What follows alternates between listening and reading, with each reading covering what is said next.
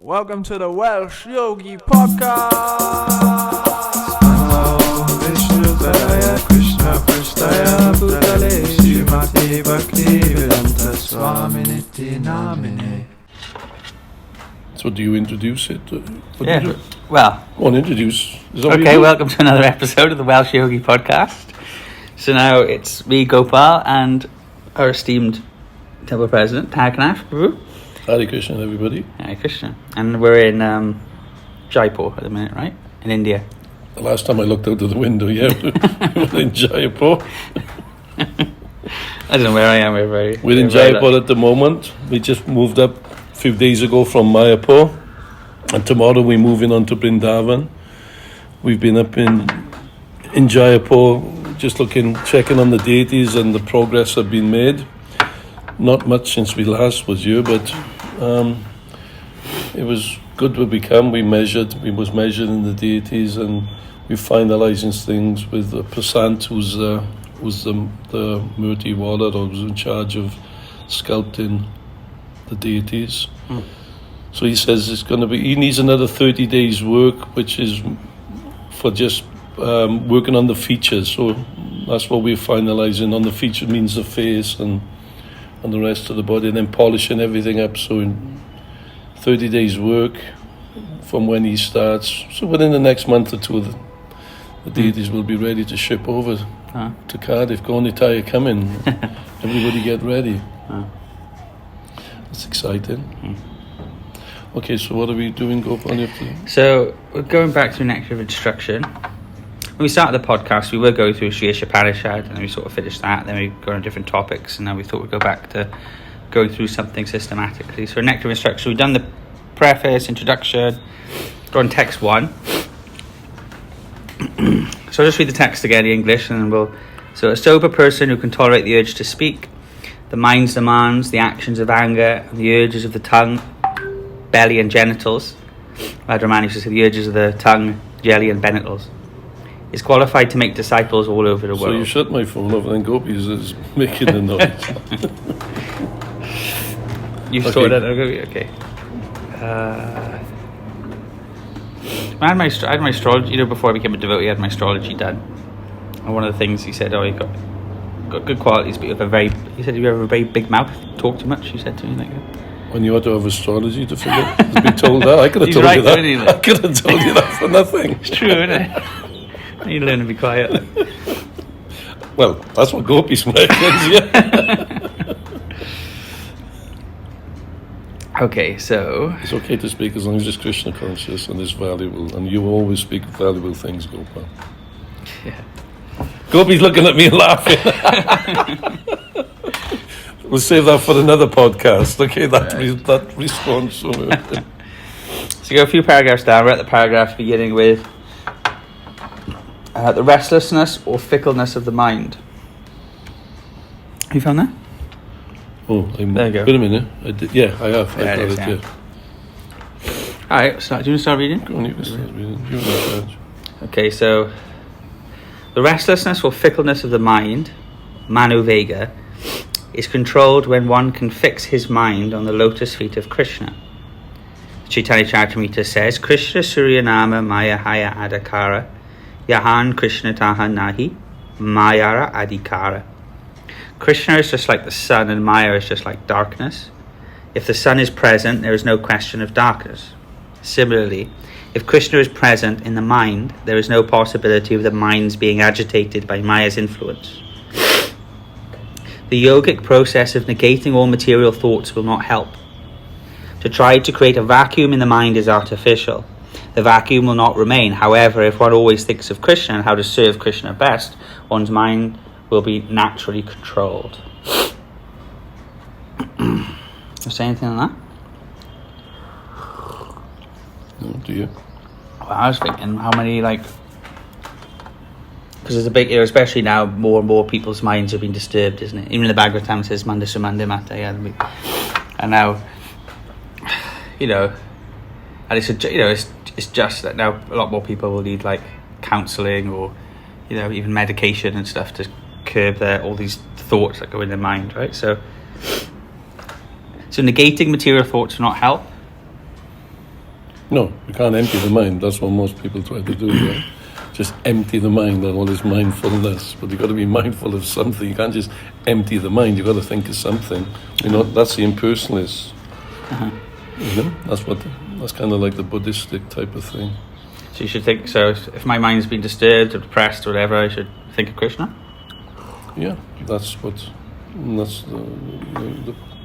Vaishnava, the path of bhakti is you have to think of something. So to think of, it's like the darkness, as you think of when you think of the light, when you put a light on, darkness is removed immediately. So Krishna Samaha, Krishna is the light.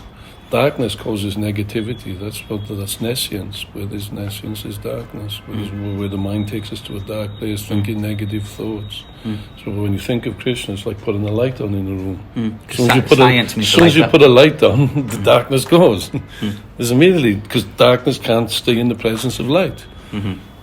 So so rather than just try to empty the mind, which is very, very difficult to do, by thinking of Krishna, well, immediately these negative and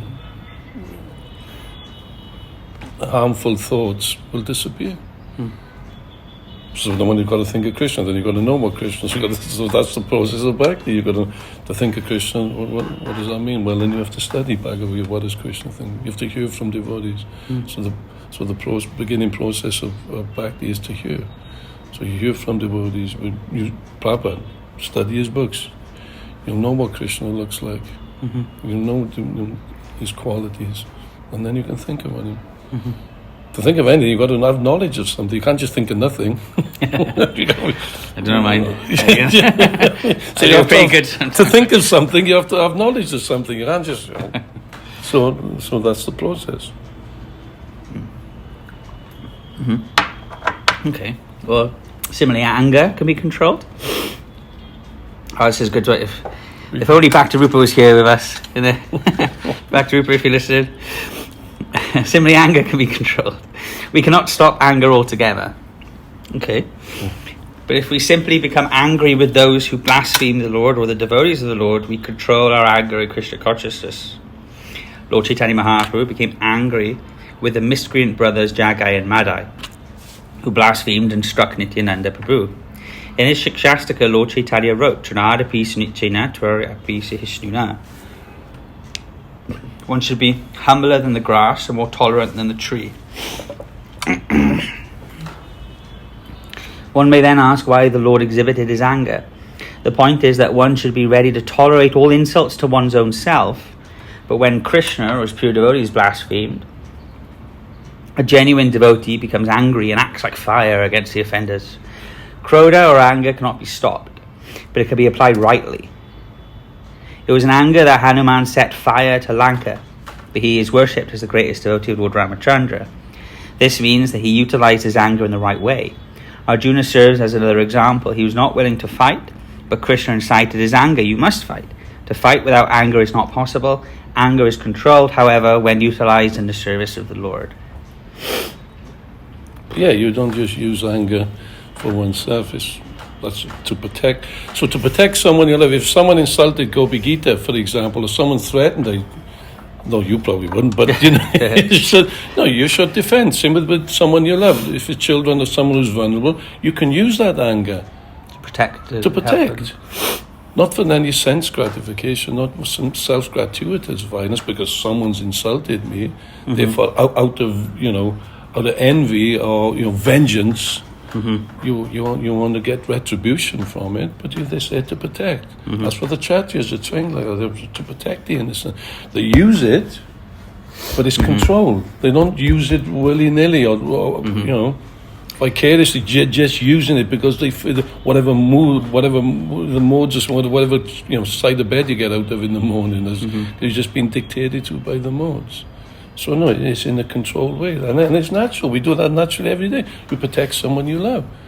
So you protect Krishna, you protect the devotees out of love and affection. It's okay to use that, but not for oneself. So if someone makes you angry, how do you just stop? How do you stop being angry? Well, you can defend yourself, but if at a certain point, we used to say in school, the teacher, sticks and stones will break your bones, but names are not going to never hurt you. So someone's making fun of you, for instance, You have to know. You have to use your intelligence. Sure, you can defend yourself using your body. I mean, that depends upon your faith, ultimately.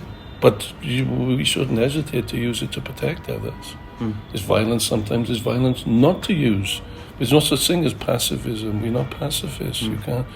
That's a utopian world that doesn't exist. So it's a bit graphic. Well, if you've seen a child getting raped, why would you just walk? I'm a pacifist. I don't. That's also a form of violence by allowing it to go on. If you've got the means to stop it, then you should stop it. Or get someone. You can't do it. Then you know that's what we have police forces for. And and it's controlled like that. So it's how, then that requires knowledge, again, how to use it and when to use it.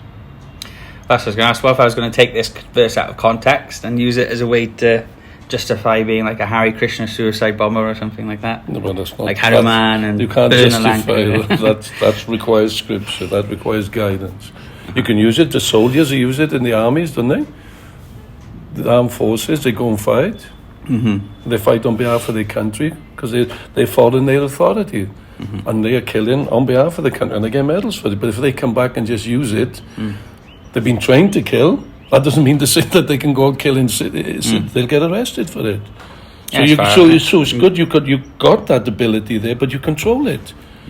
Where did I hear that saying? It was somewhere on something on the internet. It's better to be a warrior in the garden.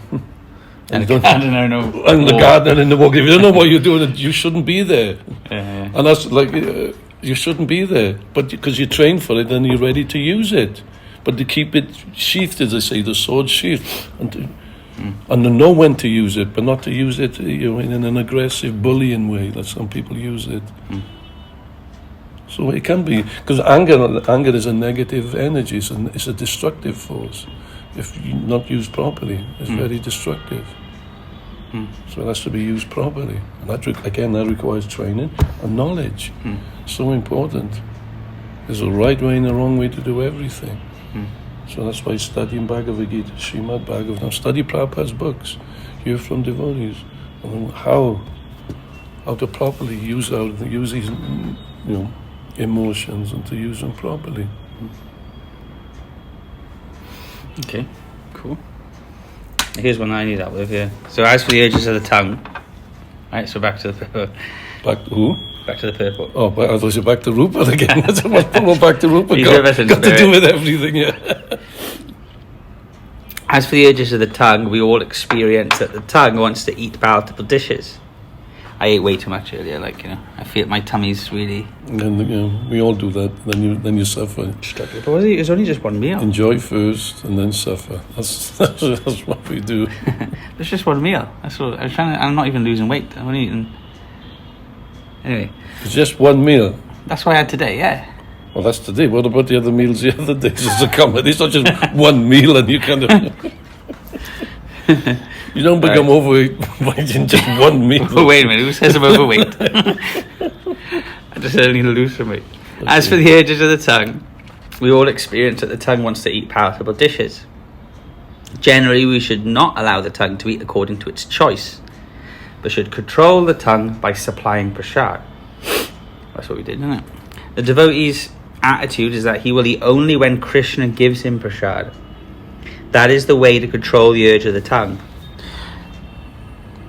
One should take prasad at scheduled times and should not eat in restaurants or sweetmeat shops, simply to satisfy the whims of the tongue or belly. If we stick to the principle of taking only prasad, the urges of the belly and tongue can be controlled. Yeah, but that means you just don't go... We offer everything. So certain things you can't... It's not offerable, so you're not just eating willy-nilly.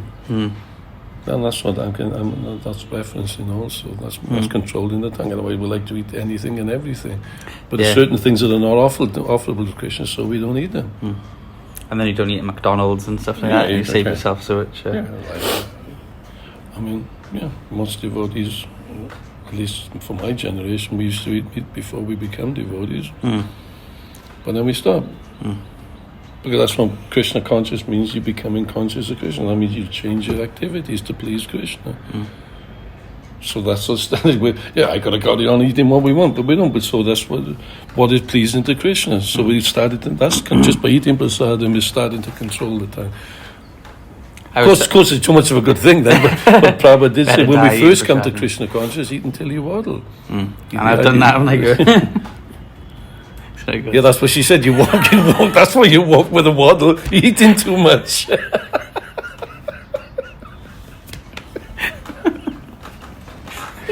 That's a private joke, but no one's going to understand that one. They see me walk, they'll understand, don't they?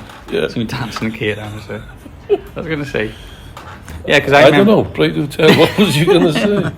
It's valuable. I'm on the edge of my seat. What you got to say? Yeah, because the only reason I became a vegetarian is because to be a devotee, you had to become a vegetarian, and I didn't understand. I was so degraded, I didn't understand. And I remember. But it's a natural thing. It's a natural. If you chant Hare Krishna, you become purified. But yeah. I remember in Govinda's. Then I remember saying, I think so. You came downstairs. We're in the restaurant. I think we're on different sides of the restaurant. And I said to you, well, what's wrong, Arjuna? You know, the soul is never killed. You know, nataham jatunasham, or you know, like the soul's never killed. So if I kill an animal and cook it to feed my family out of love, then what's wrong with that? Like, you know, I haven't killed any souls or anything. No one's actually died. I think you got really sort of angry with me. Then you shouted at me. I think you tried to say a few things that didn't go in. Then you just shouted at, look, just do it. Just because Krishna tells you to do it, just do it. You know, just become a vegetarian just because Krishna says. You know, and then. I mean, on that principle, if there's nothing else to eat, you can go and kill yourself, and that's okay. That's better to do it like that. But who does that? Yeah. And who could even go and kill an animal and then eat it? If you had to do it, most people couldn't even do that. I couldn't. Yeah, I was saying online, Gordon Ramsay picked a. What did you do? Pick some sort of like a goat or something, or some sort of like a lamb. He picked a lamb that he wanted to eat. And then everyone's having a go at him online, say, "Oh, that's horrible." You know, meat eaters are having a go at it. You know, and then someone said, "Well, look, you know, this is where your food actually comes from. So if you're disgusted by it, don't do it." You know. But our society is all done behind closed doors, out of the way. That's why they move animals around so you don't see it at night and whatever. You know, in trucks, and it's all covered up. It's all sanitized. Because if you take a kid to an abattoir and show him first. Because it's what was it, those Roddy McDonald a few years ago, wasn't it? Burgers come from burger patches, you know, they're brainwashing people into telling but show them, no, they don't come from burger patches, that's just they think they grow them in a farm. Yeah, propaganda. No, that's propaganda. But Prabhupada ultimately said we're Krishnarians. We're not vegetarians, we're Krishnarians, because we're only offering food, prasadam, what's pleasing to Krishna. Krishna doesn't eat meat, patram, pushpam, palam, toyam, just one offers me fruit, flowers, little water. That's what Krishna accepts, vegetarian food. If Krishna had said eat meat, okay, then fine, but Krishna tells us what he likes and dislikes. Again, that's why knowledge, that's why we have to study, that's why we have to know. We have to know. If you want to love someone, you have to know about someone. You have to know their likes and their dislikes, and you'll do it to please that person. So that's what bhakti means. Ultimately, we're doing for love. We may not be on that platform of love, but at least of the duty. We should act on a platform of duty. Like a mother with a child. A mother doesn't want to get up in the middle of the night and change, you know, dirty napkins and feed the baby, but she does it out of duty. Yeah, and then you get to, like I was saying, like at first I guess it was out of duty that I became vegetarian. Yeah. But then out of... Only because we're addicted to it. I remember when I first became vegetarian, because the body craves it. I remember dreaming about it. I was just dreaming at night. I couldn't... I was waking up. Yeah, I was dreaming. And unfortunately, it was graphic. I was eating trying to eat chicken, and then I woke myself up. And I woke myself up in my dream before I kind of just about to eat this chicken. Bang, and I woke myself up. And that's when I knew, because first of all, my body was craving. You know, I'm a valley boy. Respect, you're running around in bearskins, you know, clubbing each other over the head up there. You know, and meat was a staple diet. You know, working in the mines, playing rugby and all, you know. So that was what I was brought up on, and that's what, you know, that's what our parents used to feed us. I mean, they wasn't doing it because they were demons, you know, they just didn't know any different. They're not doing it to cause us any harm. We know it's harm, karmically wise. They're doing it because they think it's for the best for us. So we're just, the road to hell is paved with good intention. So we have to know, we have to know. That means knowledge. Again, I kept referring back to understanding. That's why we have to have knowledge. It's so important. And we're not taught this. Our education systems don't teach us this. We're not taught. All right. How long is it? 20 minutes. Okay, a little bit more. Yeah. In a similar manner, the urges of the genitals, the sex impulse, be controlled when not used unnecessarily. The genitals should be used to beget a Krishna-conscious child. Otherwise, they should not be used. The Krishna consciousness movement encourages marriage not for the satisfaction of the genitals, but for the begetting of Krishna-conscious children. As soon as the children are a little grown up, they are sent to our Gurukul school, where they are trained to become fully Krishna-conscious devotees. Many such Krishna-conscious children are required, and one who is capable of bringing forth Krishna-conscious offspring is allowed to utilize his genitals. You know, we were distributing books in Bristol one time, and Dayalu was giving out. These people give a donation. He gives them a nectar of instructions. So the guy just randomly opens a page. And he said, I don't know if I want to buy this, but he's going to just randomly opens the page and he just reads. Where is it? He said, something like, one who is capable of bringing forth Krishna conscious offspring is allowed to use their genitals. He said, yeah, okay, I'll buy this book. He said, book. Well, yeah. And one thing I was thinking, I don't know if you've got, but I remember I always think about this in like Greek times. They used to have a big feast. Like if you were rich, you used to have a huge feast. You used to eat until you couldn't eat anymore. Then you used to go behind a curtain and the servant would tickle the back of your throat, and then you'd vomit everything up. And then you'd go back to the table then, and then you'd eat everything again until you're full again, and then you'd go and vomit up and you'd eat again. You know? Really? What was the purpose for that then? Just to enjoy eating. Yeah. So I was thinking, so to our can't be very healthy. I was thinking, to our culture, that's really weird. Like, you know, why would you do that? So similarly to a Vedic culture, to do the same thing with your genitals, just use your genitals as much as possible and try and use all different, methods in order to just avoid having the children, but carry on using your genitals. Just like eating's to make yourself full, but if you just eat for the sake of eating, so it's really weird. Like, you know. So this is why it's a real cultural thing. So it's like to a lot of society, that's a really odd thing to do, you know. Because it's meant for children. Well, Western society's alternative is, like there's so much porn going on, and everyone can do whatever you like, but it's undermining the whole fabric of society because it's just breaking society slowly but surely. Different partners just go about what you like, and it causes all sorts of insecurities. It just breeds insecurity, that sort of mentality, and that's what it is. That's all it does. What was it over lunch the other day when Sri Rama was sick? So like a lot of the time, and at least in the Krishna conscious movement now, a lot of the intelligent roles and the management roles are given to the women, and the men are all just completely useless. And one of the attributed reasons was, it seems like men, at least generally more than women, are just destroying themselves with more pornography and, you know, a man is generally wasting their semen. dictated to by the senses more than a lady. So just become That's useless. a general thing, because then they become weak. That's what happens, especially if he discharges semen all the time. Actually, you see boxers, athletes, they go in, they go into training, they abstain to get to the peak, the height of their powers. Even now. That's what they do. You see boxers and athletes, they go into training, they go into camps and they train in camp. There's no wives, there's no girlfriends, there's no just because they weaken mentally and they weaken physically. So that's... I'm trying to look for this statistic. One job.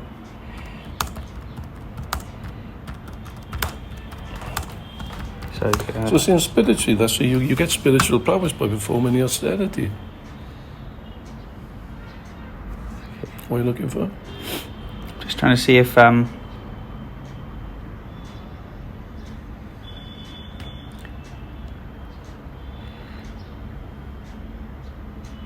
because I'm trying to find one. Well, Well, yeah. One drop of semen is equal to something like 40 or more drops of blood. So many pints of blood. Yeah, Yeah, it's like an yeah. That's why it's valuable. It's valuable for them physically and even mentally. They say that what is it? The Vedic system is that the semen travels up the spinal cord and to the brain. So that's why you don't get weakened, man. I say athletes do it, and for you, you meet people now on the street. Even like it was completely different 10 years ago, but now it's like you just meet someone on the street and they say they're practicing celibacy. Ask why, and they just for the material benefits of being like sharper and more together. And even science has proven that you have these benefits. But if you're just discharging it all over the place, you just get into weak. What to speak of relationships-wise? It just breeds insecurity. Then breeds insecurity, and that's all this Western, especially the internet. That's all this porn stuff does. It just destroys people's minds. It breeds insecurity in relationships. Then. Especially if you've had so many partners and there's no self-esteem and self-worth, and you're comparing all this stuff, and then it just breeds insecurity. That's all it does. How am I measuring and all this stuff? It's horrible. And also he had White 12. I remember I think it was Dave Ramita Swami, and he was asking he was asking different guests what the purpose of your life is. It's one of Granga's friends, and he said, "Oh, well, I'm going to have kids."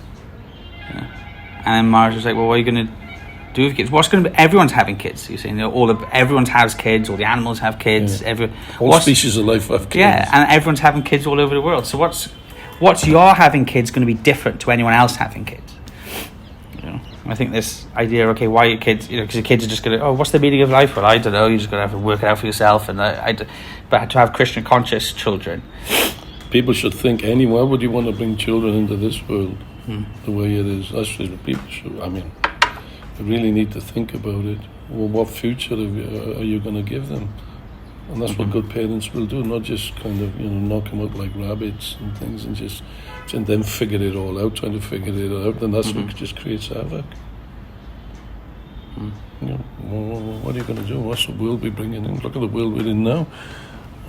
So, it's on the precipice. There's wars everywhere. In Gaza, with Israelis and Hamas, and then there's Ukraine and Russia, the Houthis and whatever. I mean, it's all the Middle East is all starting to kick off. Yeah. Then there's natural disasters going on, global warming. That is like, we just we're happy going through life as if nothing's going on. I got my meal, I'm having my sex, I got my pint or whatever it is for my enjoyment. And we're blissfully aware that none of this is going on. It's like it's crazy. And that's called illusion. That's called illusion. Yeah, wars going on all over the world. People dying all over the world. What's that in Mahabharata? They give it that analogy where there's being chased through the forest. By the animals, he's been chased through the forest, and there's tigers chasing him, and there's all sorts of animals and beasts, and he's just running along, they're chasing him, and then he falls, being harassed, then he falls into a pit. Yeah, he falls into a well. Falls in a branch. And then he's upside down, his foot is tangled in a vine, and he's upside down, just swinging back and forth, and all the animals are at the top of this pit looking down on him, and then he looks down at the bottom, and there's a big snake in the bottom of the well, so he can't go down. Mouth wide open. And he can't go back up. All the animals are there waiting for him. And then just to make matters worse, there's rats, black rats and white rats, gnawing at the vine. And right on the top and on his branch, and as he's swinging, trying to move, there's a beehive there. Yeah, stinging him. Yeah, and as he moves, so he's disturbing the bees, and they're coming around and stinging him. But amongst all that, there's a drop of honey just falls from that hive. Bear in mind, he's hanging upside down. He's swinging there's tigers and all these other beasts at the top. There's a huge python snake at the bottom. There's rats gnawing away. And then he gets a drop of honey. Just lands on his tongue. It just lands on his tongue. Drop. And he thinks, he gets some relief. He thinks it's not so bad, despite all the dangers going on. And that's what we like. We get some temporary relief, what we think is happiness. Go out on the weekend, whatever it is, for that just that temporary bit of happiness. Because the snake is time, is death waiting for him at the bottom. The black and white rats are day and night, not in the way. The body is the vine, I guess, right? Yeah. And all the animals will get harassed. Adi Bautik, Adi Devik, and Adi Atman. There's different living entities attacking us, natural disasters that are going on, and the demigods, and from other living entities. All these things we can't avoid. Yeah, you're in a real So that's the situation. And that's what's going on now. You pay a Netflix subscription every month and it hits your target. That's not too bad. Like, Yeah, I could so deal or with you it. go out on the weekend, and that's Yeah, what yeah. people. Or you have your annual leave for 2 weeks. When you weigh it all up, the amount of pleasure that we get is just a drop from all the suffering that we have to go through, or all the austerities we have to go through, all the troubles we have to go through just to get a little pleasure. That's what's going on. That's called illusion. That's not what life is meant for. It's not that we don't want to become happy. Well, everyone wants to be happy. We're not, it's just a question of what you're doing for your happiness. What's for your pleasure? What exactly, how much pleasure you actually getting? To the amount of suffering and what you got to go through. So that's what we should be weighing up. But we're not taught that. Yeah, Prabhu said the meaning of life is to be happy, but you just don't know how to be happy. We just don't know how to be happy. We just don't know how to be happy. Happiness is connecting back to God, connecting to your relationship with God. Getting right back to what we said in the first place, what we started reading from. Thinking of Krishna, Kanasma Bhakti Yoga, chanting Hare Krishna, and through acts of devotion, connecting to Krishna. That's what yoga means, to connect. That's why you thought Nectar of Instruction was a good book to revisit, and it's very practical. It's isn't very, it? it's a devotee's practical hand guide to practice devotional service. Yeah. I remember Radharaman used to tell us, if you're practicing Krishna consciousness and you feel like something's not right, you can go back in Nectar of Instruction and generally you'll find the answer in there. Okay, so we'll stop there, is it? You want to go a bit further? That's only. I mean, how long do you normally go? We've done 30 minutes. You want to go another paragraph or something? Another 10 minutes? Yeah. Well, I mean, this is just a one. The next paragraph is just one, like, line. At least on my screen here. But it's quite a sutra in it, which could be unpacked quite a lot. When one is fully practiced in the methods of Krishna conscious control. Where are we now, son? I'm not.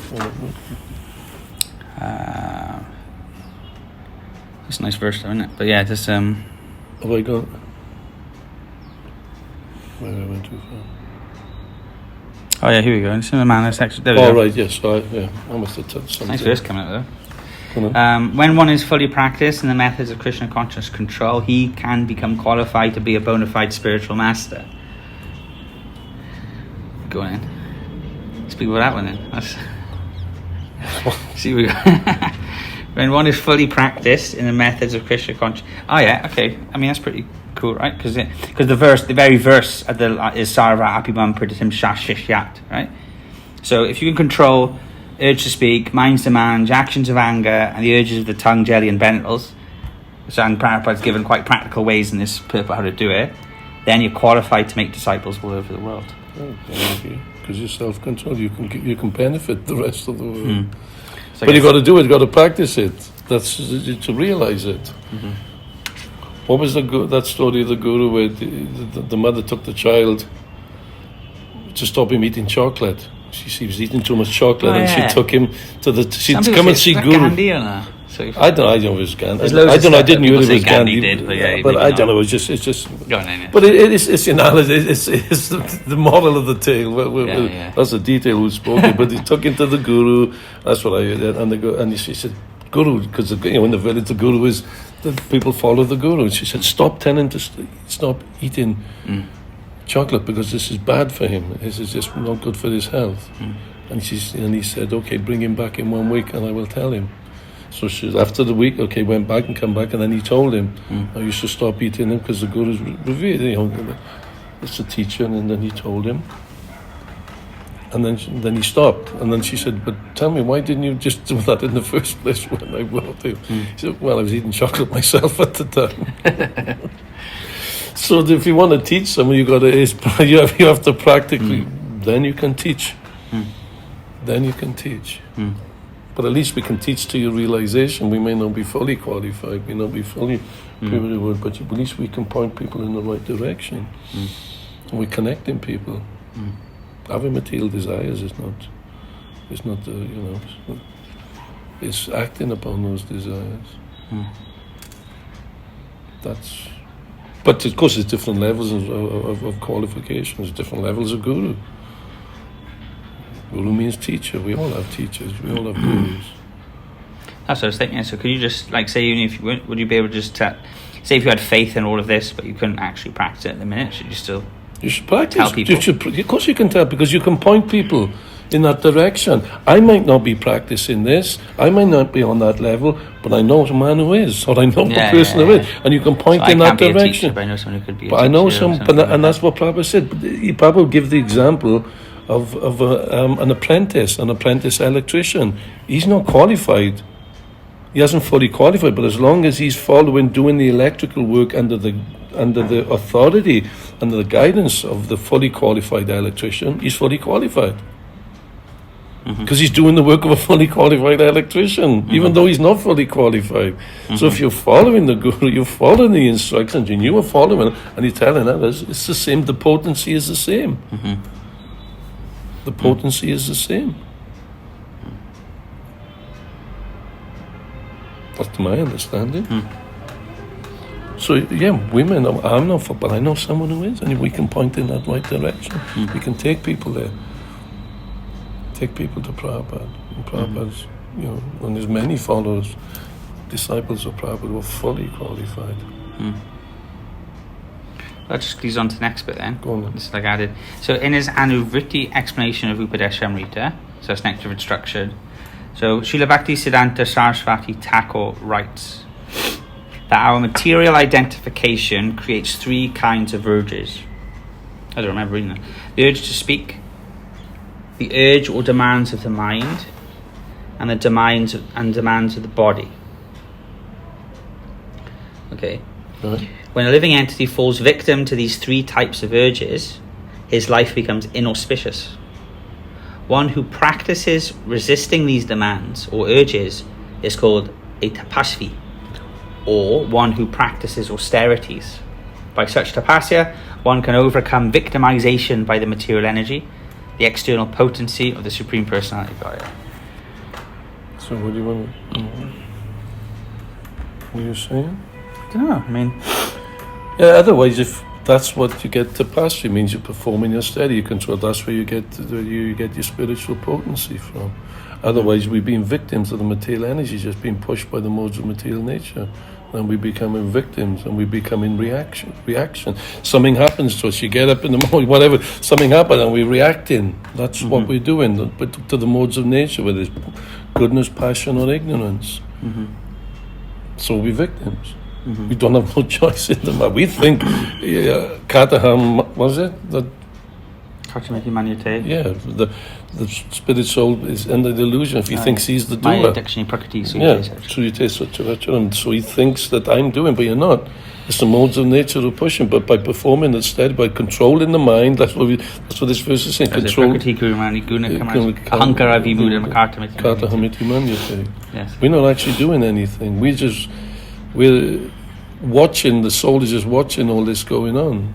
You know the example, but probably you're going into a movie and you're watching a movie because you identify with that the hero or the heroine in there, and you actually think because you're identifying so closely with it, then you don't go in there. Get behind the door. Don't go in there, fool. Keep out of it because you're emotionally attached, and you think, and because then you're connecting to the emotions of the heroine. You think it's you. So this is what.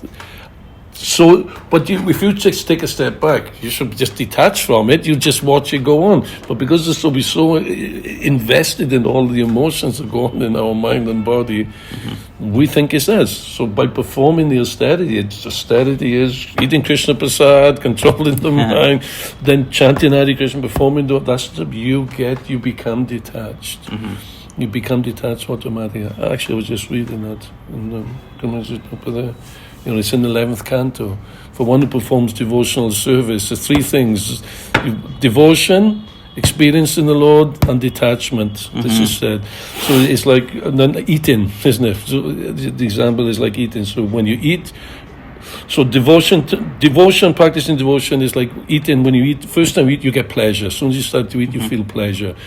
Then, what is it? Then it's the experiencing the Lord.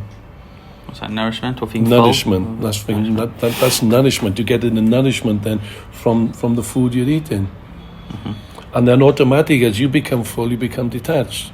I can't eat anymore unless it's you. Unless it's you, and you're just like a little piggy. No, I can't eat anymore now. I can't eat anymore. But then that's Detached. automatically it will happen. You think, no, I'm full. I can't eat anymore. So these things happen. So that by called tapasya, Prabhupada called it, by performing the austerity, by engaging in devotional service, you'll feel pleasure. By then you realize Krishna, you feel the nourishment to perform devotional service.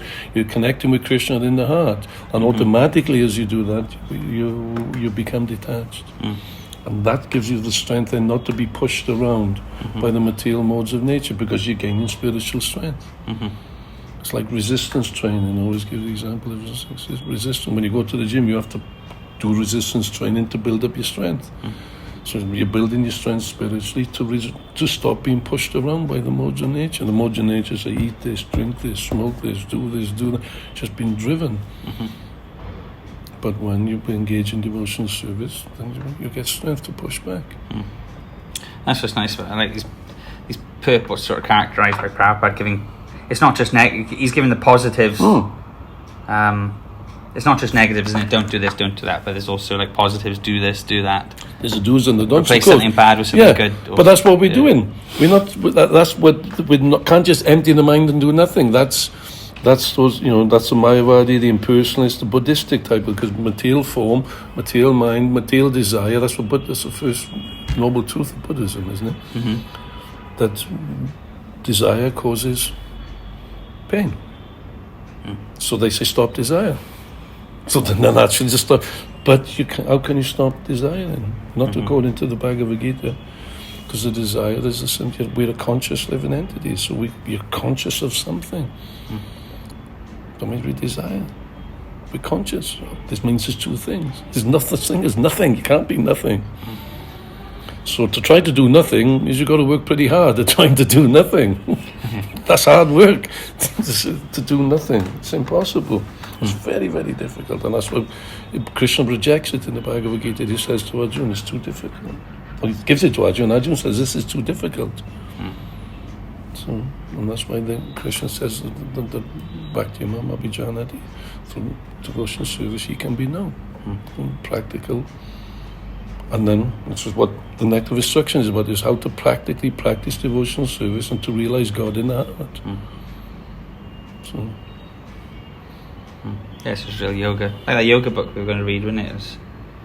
Without these any real yoga has these. It doesn't begin without controlling the senses, isn't it? All this hatha yoga, all this yoga people they skipping. They're going straight to the asanas without the yamas and the niyamas. And if you read the Bhagavad Gita, it's all the rules and regulations, what the do's and the don'ts. You can't eat this, you can't do that. No sex life, doing this, doing that, to actually practice yoga properly. So people conveniently, and it's sold like that, and that's what we do well in the West. Because we're in the land of yoga, right, in India. So the way we've taken it, packaged it, and sold it on for a profit. We modified it so that it's suitable to... goodness out of it, like all of the... we modified it to the Western world so they can make a lot of money out of it. But it's and that's what we do. And but that's not the purpose of yoga too. It's basically they don't get much past the body. It's just to keep the body in shape so they can use it to enjoy. But that's not what it's for. All right. Okay. We've done. We can finish there because it goes on to like a different topic now. Okay. About about not urge to speak and the impersonalists versus personalists and stuff. So. Okay, that's interesting. Yeah, that's the kind of okay. And we'll continue that for next one. And then we've got maybe 1 or 2 more sessions left till we finish this text. Then we'll go on to the next one.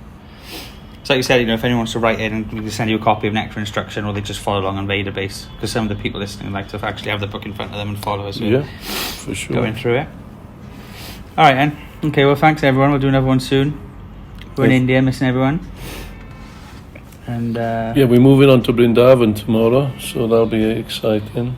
We're going to go into the land of Krishna, so we'd be visiting places of Krishna's pastimes. That's why when you go to these places, these holy places, it helps us to remember Krishna. There's much actual Krishna walk there. That's why the dams, even though they're in the material world, they don't lose any of their spiritual potency.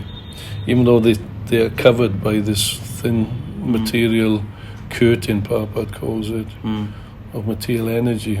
But if you've got the spiritual acumen, the spiritual understanding, you can see through that. You can see through all the dirt and the chaos and the... I mean, that's something that will come out later, actually. I was thinking, because, well, there's a purport to this. That's why nectar instruction so far out, because it starts off with, rules and regulations, etc., and then it does go right up to residing in Radha and residing in Vrindavan, in a spiritual body, so charged with ecstasies and stuff. These are the most sacred places in the universe. But of course, it depends upon your consciousness. That's what you can be in Vrindavan, wherever you are, ultimately, because it's a state of heart. But these, this Vrindavan and Mayapur in the material world is to help us to remember them, to purify our consciousness. It's all part of the bhakti process. And Rupa Goswami says, there's 64 angas or limbs of devotional service, and there's 5 most potent, right? Association of devotees, was it chanting Hare Krishna, worshipping the deities, reading Bhagavatam, and residing in the holy places, the holy dhams like Vrindavan and Mayam.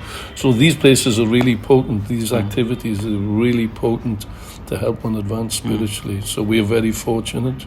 It shows Nectar Instruction isn't just some elementary book. It seems to at first, but it goes right up into the most esoteric, topmost, like experiencing love of God as a maid servant to Radharani, serving Radhakund. You don't get higher than that. You don't. But that's a far-out book. That's got the potential. That's the potential for all of us. That's the potential.